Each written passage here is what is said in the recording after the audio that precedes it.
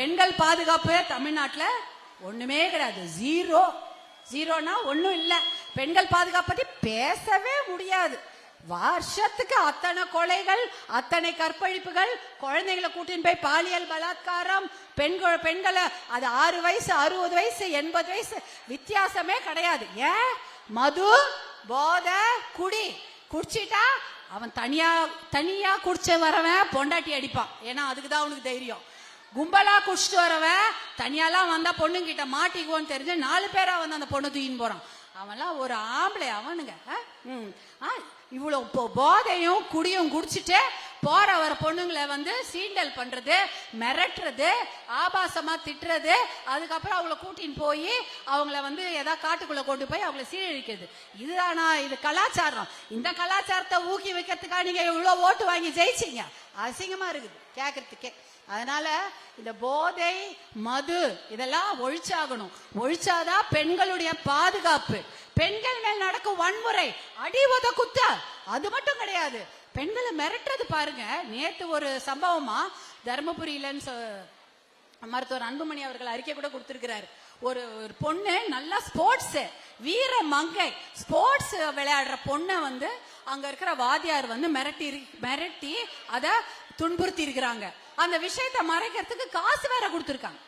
நீ நீதி கேட்டு அந்த பொண்ணு போனா அந்த பொண்ணுக்கு வந்து ஜஸ்டிஸ் நீதி கொடுக்கணும். அந்த ஆளுக்கு தண்டனை வாங்கி கொடுக்கறத விட்டு காசை வாங்கி மூடி மறைக்கிறதுக்கா இவ்வளவு பேர் இருக்கிறீங்க?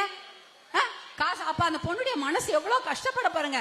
எங்கன்னா போய் உண்மையை சொன்னா காசை வாங்கி வாயை அடிச்சிடுவாங்க, நமக்கு நியாயம் கிடைக்காது அப்படின்ற அவநம்பிக்கை தானே வரும். இது ஒரு மிகப்பெரிய வன்முறை. உடம்பால அடிக்கிறதோ அந்த பொண்ணை கொண்டு போய் சீரழிக்கிறது ஒரு பெரிய உடலளவால ஏற்படும் வன்முறைனா, மனசளவுல ஏற்படுற வன்முறை அதை விட பயங்கரம். உன்னை மிரட்டி நீ நல்லா எனக்கு ஒத்துழைக்கலன்னா உனக்கு மார்க் போட மாட்டேன், எனக்கு ஒத்துழைக்கலன்னா உங்க அப்பா அம்மாட்ட சொல்லிடுவேன்னு அந்த பெண்களுக்கு தெரிந்த ஆண்கள், குடும்ப நண்பர்கள், குடும்பமா இருக்கலாம், நண்பர்களா இருக்கலாம், வேலை செய்யற இடமா இருக்கலாம், பள்ளிக்கூடமா இருக்கலாம், கல்லூரியா இருக்கலாம், அப்படியெல்லாம் செய்யறாங்க. அதே அந்த வன்முறையை கூட நம்ம தடுத்து நிறுத்தணும். அது நம்முடைய உரிமை. நீங்க எல்லாம் அதை பத்தி பேசுங்க, தைரியமா பேசுங்கம்மா. இனிமேல் அதை மூடி மறைச்சு இனிமேல் பிரயோஜனம் இல்லை. வெட்ட வெளிச்சத்துக்கு வந்துருச்சு. அந்த மாதிரி யாரா சொன்னா உடனே நீங்க எல்லாம் ஒன்னா சேர்ந்து முடிவெடுத்து அந்த பெண்ணுக்கு பாதுகாப்பு கொடுங்க. கொடுக்குறீங்களா? நீங்க தான் பாதுகாப்பு கொடுக்கணும் நம்ம பெண்களுக்கு. வேற யார் கொடுப்பாங்களா? வெளியில இருந்து யாரா வர போறாங்களா? நம்ம வீட்டு குழந்தைங்களுக்கும் நம்ம கிராமத்து குழந்தைங்களுக்கும் நாம தான் பாதுகாப்பு கொடுக்கணும். வேற யாராவது நம்ம குழந்தைங்களை கை வைக்க விடவே கூடாது. எந்த ஆள் வீட்டாளா இருந்தாலும் சரி, வெளியாளா இருந்தாலும் சரி, அந்த பெண்ணுடைய அனுமதி எல்லாம் கை வைக்க விடக்கூடாது அப்படின்ற விஷயத்துல உறுதியா இருங்க.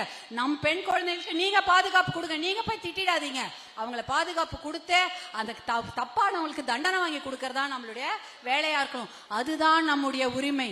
படிப்பு எப்படி நம்முடைய உரிமையோ, வேலை நல்ல வேலை வாங்கி கொடுக்கறது நம்ம உரிமையோ, நல்ல மருத்துவம் அது நம்முடைய உரிமை. நல்ல வாழ்க்கை வாழணும்.